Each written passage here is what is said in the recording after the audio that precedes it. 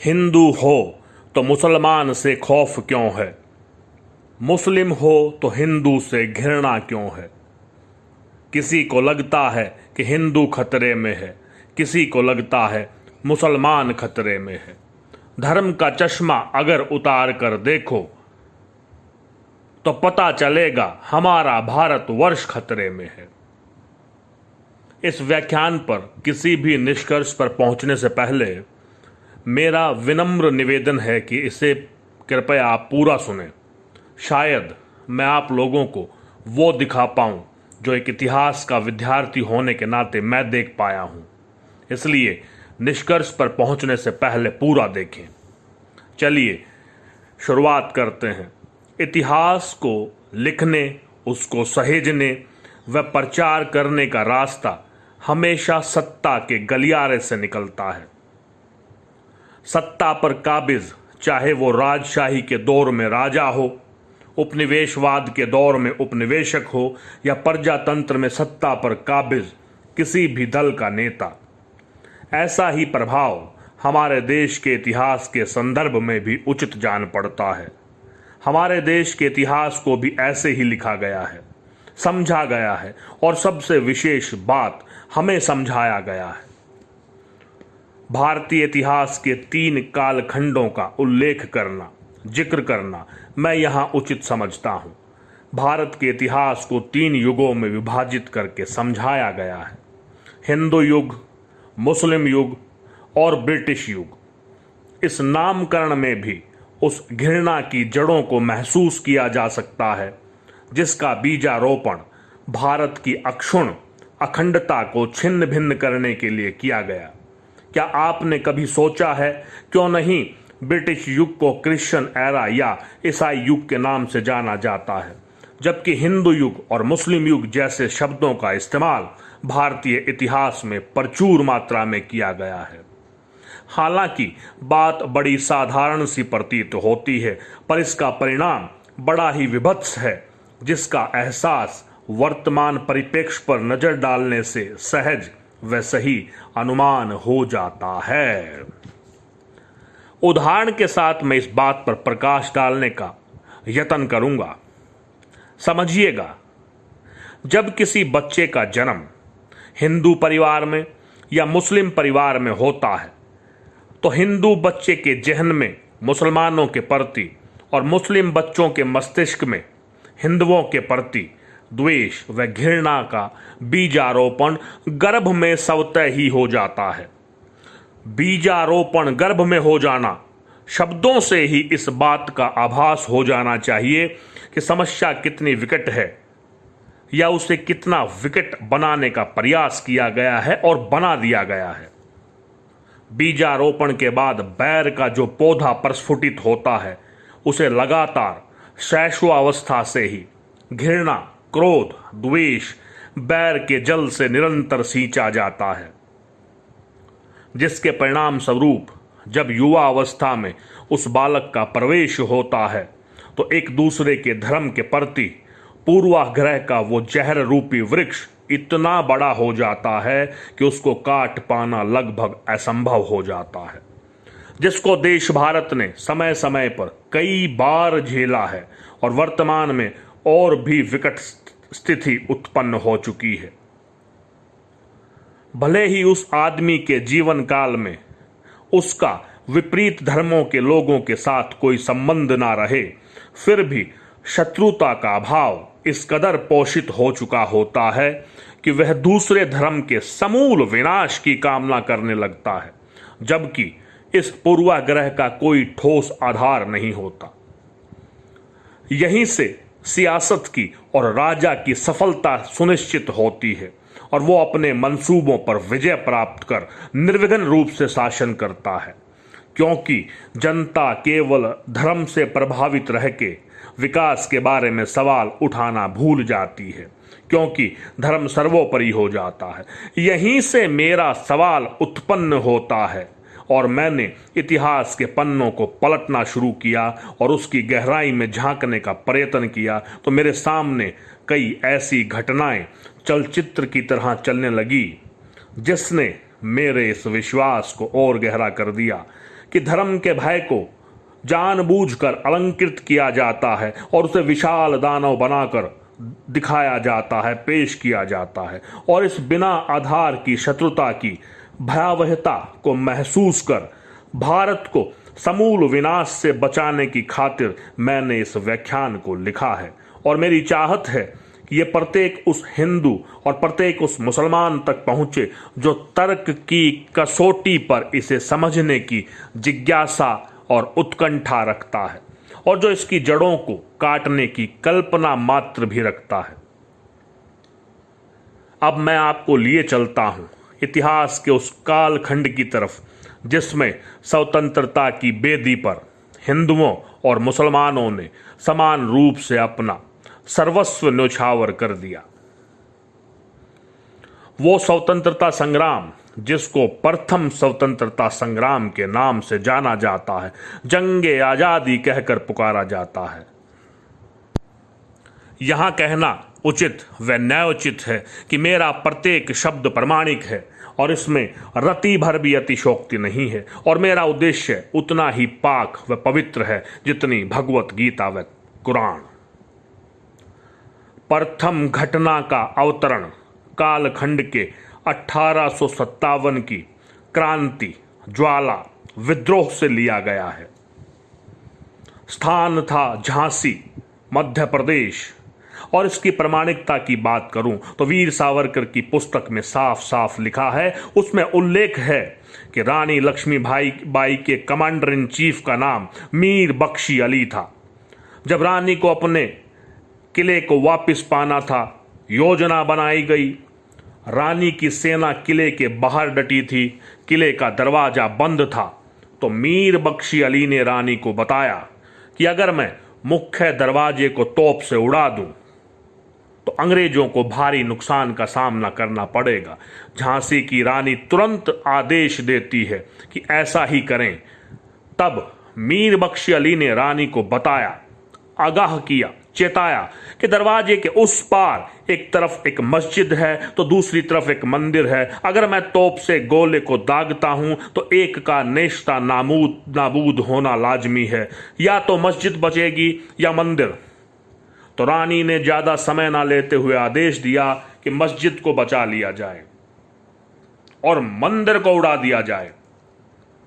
तब मीर बख्शी अली ने अपने मुसलमान साथियों को खुतबा दिया, कहा, ऐ मेरे मुसलमान साथियों, रानी ने हमारे धर्म की खातिर हमारी मस्जिद को बचाने के लिए मंदिर को उड़ाने का ऐलान किया है। अब हमारा धर्म हमें निर्देशित करता है कि आओ अहदा करें अल्लाह के नाम पर कि खून के आखिरी कतरे तक, अपने जीवन की अंतिम सांस तक हम रानी की रक्षा करेंगे, अपनी मातृभूमि की रक्षा करेंगे और रानी पर किसी प्रकार की आंच नहीं आने देंगे।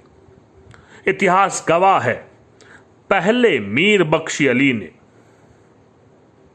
जंगे आजादी में अपने प्राणों की आहुति दी। वह श्वास की अंतिम घड़ी तक अपनी मातृभूमि झांसी की रक्षा के लिए। उसके बाद ही, उसकी मृत्यु के बाद ही रानी भी मृत्यु को प्राप्त हुई। ये था वो अवतरण घटना जिसमें रानी लक्ष्मीबाई एक हिंदू और मीर बख्शी एक मुसलमान था। त्याग और बलिदान अपनी मातृभूमि के लिए किस प्रकार से इस बात को समझा जाएगा। इसके अलावा एक और घटना का मैं जिक्र करना चाहता हूं।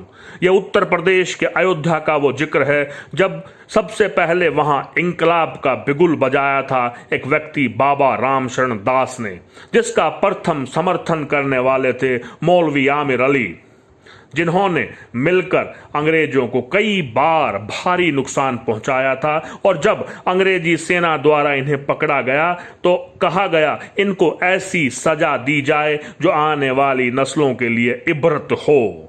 इस किताब में लिखा है, हिस्ट्री ऑफ अयोध्या में लिखा है कि दोनों का एक ही फांसी के फंदे से लटकाया गया। एक फांसी गर्दन दो, एक बाबा राम शरणदास, एक हिंदू और दूसरी गर्दन मौलवी आमिर अली की, एक मुसलमान की। तो हिस्ट्री इस बात की गवाह है किस प्रकार हिंदू और मुसलमानों ने मिलकर के जंगे आज़ादी में अपना योगदान दिया। एक और घटना की तरफ मैं आपको लिए चलता हूं। यह घटना हरियाणा के हांसी की है, जहां पर दो दोस्त रहा करते थे, शहीद लाला हुक्मचंद जैन, शहीद मुनीर बेग। इन्होंने अंग्रेजों का डटकर सामना किया, लोहा किया। नाभा, कपूरथला, कश्मीर, पटौदी के राजाओं की मदद से जब इनको पकड़कर अंग्रेजों को सौंपा गया तो अंग्रेज चाहते थे कि ऐसा भय कायम हो कि भविष्य में कोई बगावत ना कर पाए। इसलिए उनके लिए एक ऐसी सजा मुकर्रर की गई जिनको जानने के बाद आपकी रूह का उठेगी। इतिहास के पन्नों में इनका जिक्र शायद ही आपको देखने को मिलेगा। लाला हुक्मचंद को हिंदू धर्म की मान्यताओं के विरुद्ध जमीन में जिंदा दफना दिया गया और मुनीर बेग को उनके मजहब के खिलाफ जिंदा जला दिया गया। प्रथम स्वतंत्रता संग्राम से इतर भी मुसलमानों के बलिदान के इतिहास के बारे में कई पन्ने दफन हैं। अनटोल्ड स्टोरी कहें तो भी उचित होगा। यह घटना है बापू धाम मोतिहारी की। बतक मियां अंसारी को एक काम सौंपा गया था कि चंपारण सत्याग्रह के दौरान आपको महात्मा गांधी जी को दोनों समय का भोजन करवाना है। अंग्रेजों ने बतक मियां अंसारी के सभी परिवारजनों का अपहरण कर लिया और उन पर दबाव बनाया कि गांधी जी को खाने में जहर दे दिया जाए, नहीं तो आपके सभी परिवारजनों का कत्ल कर दिया जाएगा। बतक मियां ने मजबूर होकर ऐसा करना चाहा, परंतु ऐन वक्त पर जब गांधी जी जहर से मिले हुए खाने का पहला निवाला खाने वाले थे, तब मियां अंसारी ने खाना छीन करके दूर फेंक दिया और रोते हुए अंग्रेजों की करतूत के बारे में बताया। उन्होंने बताया कि कल मेरे एक बेटे को मारकर उसकी लाश मुझे भिजवाई है और धमकी दी है कि अगर मैंने ऐसा नहीं किया तो आज एक और पुत्र की हत्या कर दी जाएगी और इस तरह से मेरे पूरे परिवार को मार दिया जाएगा।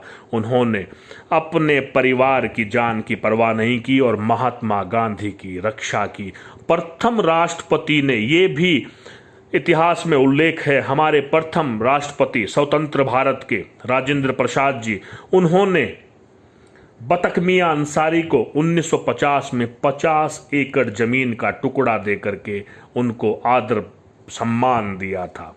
इसके अलावा भी अगर आप देखें तो आप पाएंगे जलियनवाला बाग में जब जनरल डायर की गोलियां चल रही थी तो उन गोलियों ने किसी से नहीं पूछा कि वो सिख हैं, हिंदू हैं या मुसलमान हैं। आधिकारिक तौर पर 379 लोगों को मार दिया गया था, जिनमें 50 लोग मुस्लिम थे। इसके अलावा भी मैं एक और नाम लेना चाहूँगा, बेहतरीन क्रांतिकारी बिल्लारी से अशफाकुल्ला खान, जिन्होंने काकोरी ट्रेन कांड में चंद्रशेखर आज़ाद और राम प्रसाद बिस्मिल का साथ दिया था। उसी की वजह से उनको अंडमान निकोबार में काला पानी की सजा दी गई और बाद में वहीं इन्हें सूली से लटका दिया गया। जब काला पानी की सजा से पहले एक रोज उनका परिवार उनसे मिलने पहुंचा तो उनकी आंखों में आंसू थे। उन्हें पहुंचकर खान साहब ने कहा, जब जब भारत की आज़ादी का जश्न मनाया जाएगा तब तब खुदीराम बोस, भगत सिंह, चंद्रशेखर आज़ाद के साथ साथ अशफाकुल्ला नाम का फक्र भी से लिया जाएगा।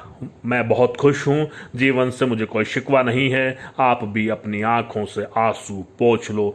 ऐसे थे अशफाकुल्ला खान।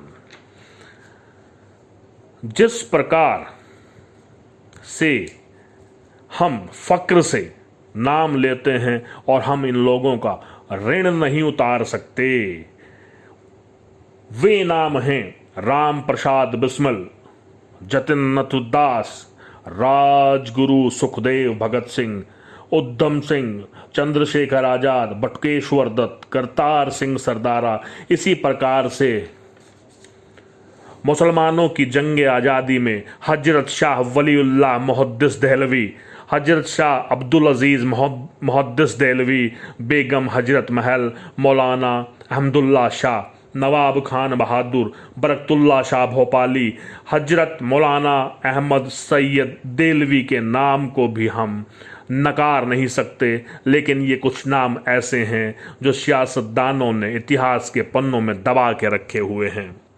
नाना साहेब पेशवा, कानपुर, महान क्रांतिकारी, अपनी सेना की सारी बागडोर अजीमुल्ला खान को सौंप दी।